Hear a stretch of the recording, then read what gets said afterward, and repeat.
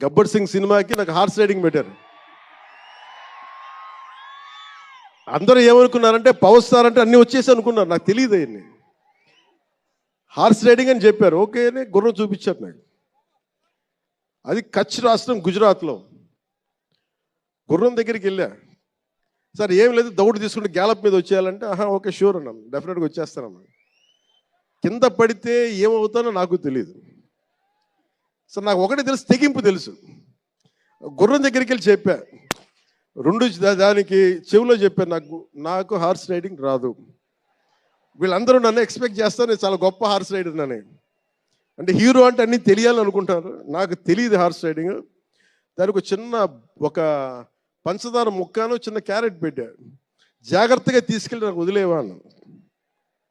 పాప ఆ గుర్రం అది నన్ను ఎంత అద్భుతంగా తీసుకెళ్ళిందంటే అది మీరు చూసారు ఆ సీన్లో. నేను అందరినీ మోసం చేశాను ఆ సినిమాలో. హార్స్ రైడింగ్ రాకుండా సినిమా వరకే హార్స్ రైడింగ్ వచ్చింది.